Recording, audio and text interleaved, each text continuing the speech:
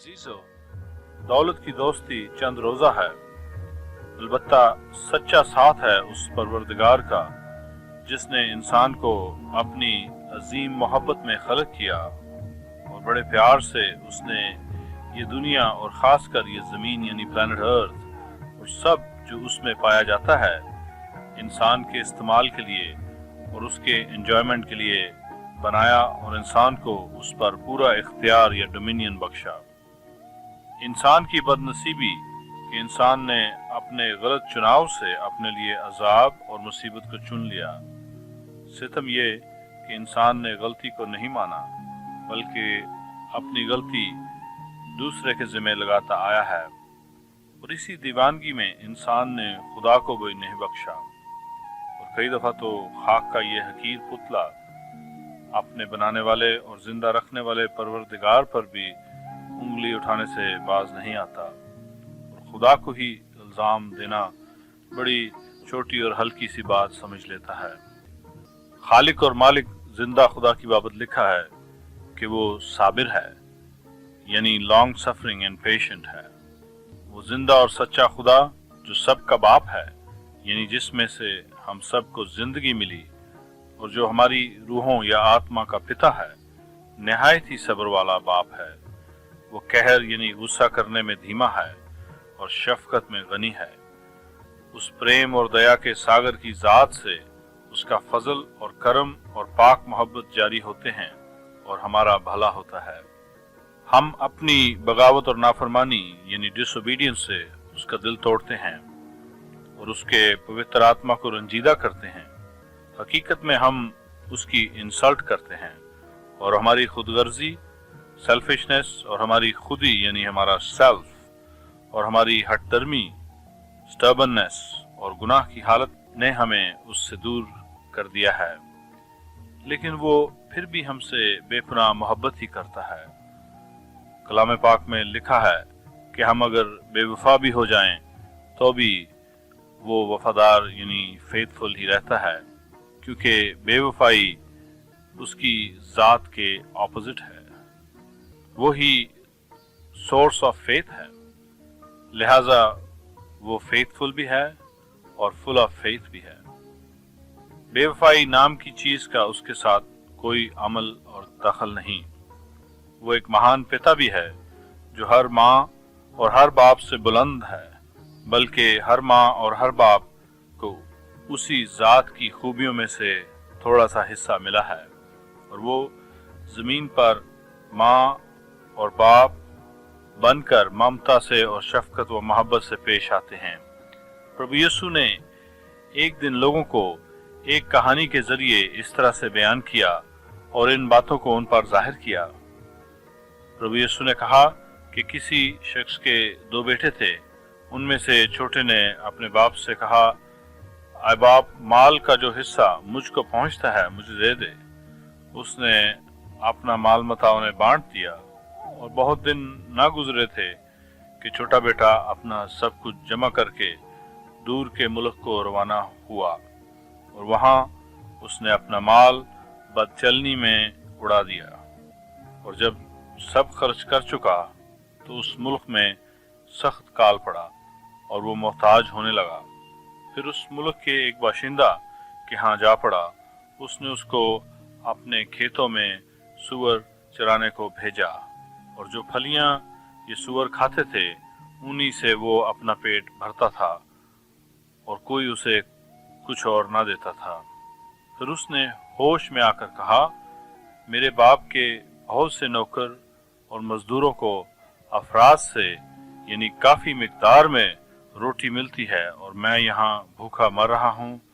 मैं उठकर अपने बाप के पास जाऊँगा और उससे कहूँगा, आए बाप, मैं आसमान का और तेरी नज़र में गुनाहगार हूँ। अब इस लायक नहीं रहा कि फिर तेरा बेटा कहलाऊं। मुझे अपने मजदूरों जैसा कर ले। बस वो उठकर अपने बाप के पास चला। वो भी दूर ही था कि उसे देखकर उसके बाप को तरस आया और दौड़कर उसको गले लगा लिया और चूमा और बेटे ने उससे कहा, आए बाप, मैं आसमान का और तेरी नज़र में गुनाहगार हुआ अब इस लायक नहीं रहा कि तेरा बेटा कहलाऊं। बाप ने अपने नौकरों से कहा, अच्छे से अच्छा लिबास जल्द निकाल कर उसे पहनाओ और उसके हाथ में अंगूठी और पाँव में जूती पहनाओ और पले हुए बछड़े को लाकर ज़िबा करो ताकि हम खाकर खुशी मनाएं, क्योंकि मेरा ये बेटा मुर्दा था अब जिंदा हुआ है, खो गया था अब मिला है। बस वो खुशी मनाने लगे। इस कहानी पर गौर करने से कितनी बातों का पता चलता है और सारी बात की गहराई हम पर जाहिर होती है। ये बेटा अपनी राह चुन लेता है और अपनी मिरास का हिस्सा, जिसे बाप ने बड़ी मेहनत और मोहब्बत से बनाया है, लेकर अपनी मनमानी करके बाप से दूर चला जाता है। जाहिर है उसने बाप के दिल को रंजीदा किया और उसका दिल तोड़ा भी। वो बाप से अपने आप को अलग कर लेता है और इंडिपेंडेंट हो जाता है। बाप पर डिपेंडेंट रहना उसे पसंद नहीं। यही हाल हम इंसानों का है कि पहले आदम या पहले आदमी ने अपने आसमानी पिता से अपने आप को अलग कर लिया और उस पर डिपेंडेंट रहना छोड़ दिया। एक गलत फैसला इंसान को खुदा बाप से बहुत दूर ले गया और इंसान ने पीछे पलट कर भी न देखा। खुदा बाप का दिल तोड़कर और उसे रंजीदा करके हमने उससे बड़ी बेवफाई की। हाँ, उसके घर और उसकी पनाह में से भी निकल आए। तो इस नौजवान लड़के को पहले बदचलनी ने आ दबाया। बिलाशुबा इंसान की हालत इससे मुख्तलिफ नहीं। फिर कंगाली ने आ दबाया। मेरे अजीज, खुदा से रिश्ता तोड़कर इंसान आत्मा यानी रूह के तौर पर बैंकरप्ट होकर रह गया। ये नौजवान उस दूर के मुल्क में मशक्कत करने पर मजबूर हो गया। बिल्कुल इसी तरह इंसान खुदा से जुदा होकर एक स्पिरिचुअल बैंकरप्ट और खुदा की फेलोशिप से कट ऑफ हो गया और उसके बाद उसने उस खला को या वैक्यूम को भरने के लिए हर तरह की मुशक्कत या बहुत सा काम या नशा या अय्याशी या मजहबी बंदिश, यानी ये करो और वो करो और ऐसे ना करो वैसे ना करो, इन सारी बातों को इख्तियार किया कि शायद दिल को कहीं तस्कीन मिले, ये शायद हमारी इस बड़ी रियाजत और मजहबी पाबंदी से और कामों से या कर्मों से खुदा खुश हो जाए और हमें किसी तरह मिल जाए। यानी इंसान का हाल ये कि खुदा मिले भी तो उसके मिलने का सेहरा हमारे ही सर हो कि हमने ही आखिरकार खुदा को ढूंढ निकाला। लेकिन इस नौजवान की हालत बहुत बिगड़ गई और वो जानवरों के साथ रहने लगा और उनका खाना खाने लगा और बड़ी बुरी हालत को पहुंचा। तब उस नौजवान को होश आया। होश का आना इंसान के लिए बड़ा ही जरूरी है। और देखें कि होश के आते ही उसने एहसास किया और उसे रियलाइज हुआ कि वो गलत था।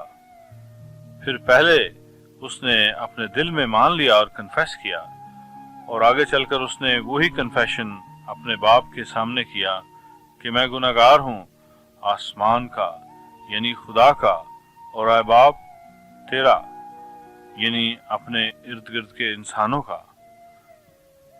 तो हम ये देखते हैं कि हमारी बदकारी और गुनाह की हालत खुदा को दुख पहुंचाती है और फिर दूसरे लोगों को भी दुख पहुंचता है उससे, और उसके अलावा हम अपने आप को भी दुख में डालते हैं और अपने होश खो बैठते हैं। जरा गौर करें कि ना उसकी मशक्कत काम आई, ना उसकी हमाकत, ना उसकी अय्याशी, ना उसकी बदकारी, ना उसकी बगावत, बल्कि आखिरकार उसने अपने आप को बाप के सामने झुकाया यानी हम्बल किया और आजिज़ी की और बाप की तरफ पलट आया।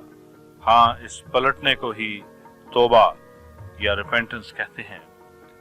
खुदा बाप की मुखालफत को तर्क करना और खुदा के साथ मिल जाना, अपनी सोच, अपने इरादे, अपनी राय, अपनी मर्जी, अपना दिल, सब कुछ उसके ताबे कर देना या सबमिट करना या सरेंडर करना, वापस उसी खुदा बाप पर डिपेंडेंट हो जाना पूरे भरोसे और विश्वास के साथ, विद ट्रस्ट एंड फेथ, और फिर उसका हुक्म मानना और उसकी आवाज सुननी, to trust and to obey.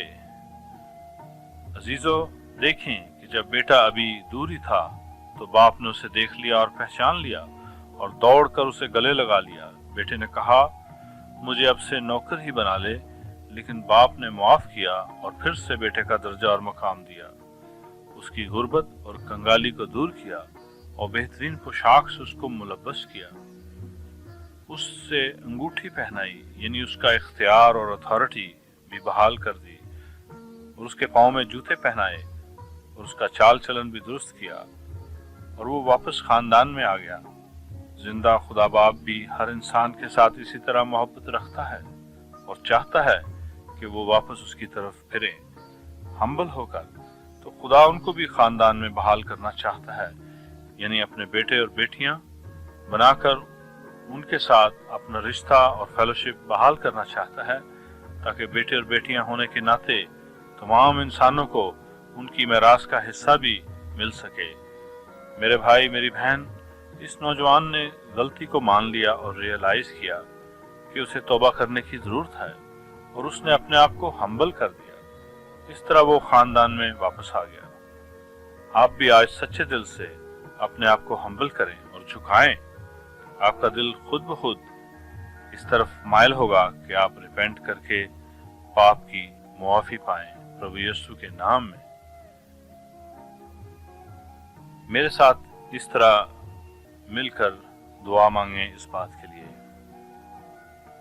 आए बाप आसमानी, मेरा दिल तेरे सामने हाजिर है, मुझे तौबा की जरूरत है, मुझ पर रहम कर और मेरे पाप मुआफ कर, मुझे नया जीवन दे। यीशु के खून से धो और पाक कर, पाक रूह से मेरा जीवन भर दे। प्रभु यीशु के जिंदा नाम में मांगता, आमीन।